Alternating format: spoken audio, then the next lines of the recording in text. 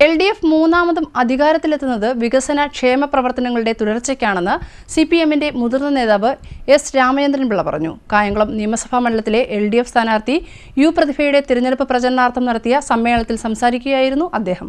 കായംകുളം നിയമസഭാ നിയോജക മണ്ഡലത്തിലെ LDF സ്ഥാനാർത്ഥി അഡ്വക്കേറ്റ് യു പ്രതിഭയുടെ തെരഞ്ഞെടുപ്പ് പ്രചാരണാർത്ഥം ഇടതുപക്ഷ ജനാധിപത്യ മുന്നണിയുടെ ദേശീയ നേതാവ് S. രാമചന്ദ്രൻപിള്ള പുതുപ്പള്ളിയിൽ പ്രസംഗിച്ചു. LDF മൂന്നാമതും അധികാരത്തിൽ എത്തുന്നത് വികസനക്ഷേമ പ്രവർത്തനങ്ങളുടെ തുടർച്ചയ്ക്കാണെന്ന് S. രാമചന്ദ്രൻപിള്ള പറഞ്ഞു.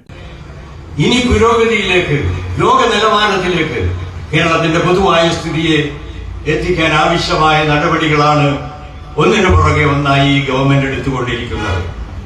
അതുപോലെ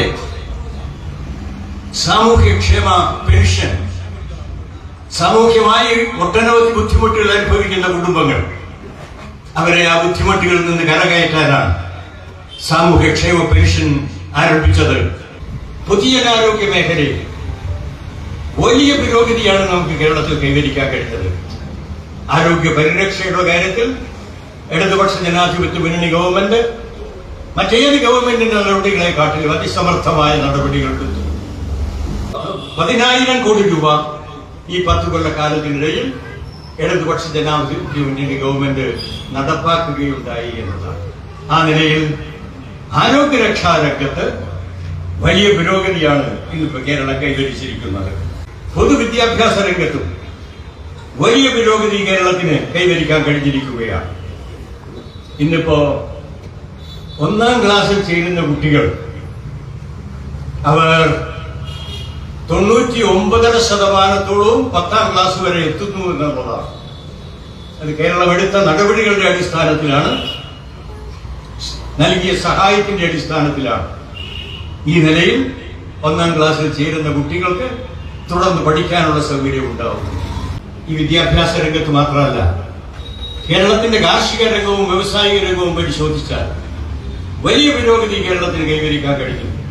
കാർഷിക മേഖലയിൽ UDF ഭരണകാലത്ത് 5% തകർച്ചയായിരുന്നു ഉണ്ടായിരുന്നത്.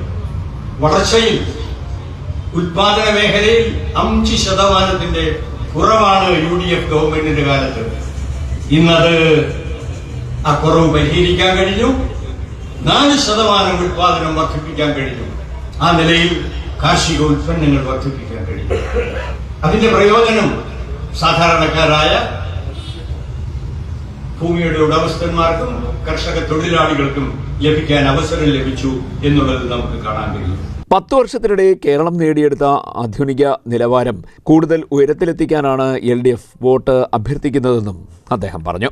T. യേശുദാസ് അധ്യക്ഷത വഹിച്ചു. S. പവനനാഥൻ സ്വാഗതം പറഞ്ഞു. Advocate K. H. Babujan, B. Abin Shah, P. K. Vidyadharan, G. Jayakumar, Shambhu എന്നിവർ സംസാരിച്ചു. CDNet news, Kayamkulam.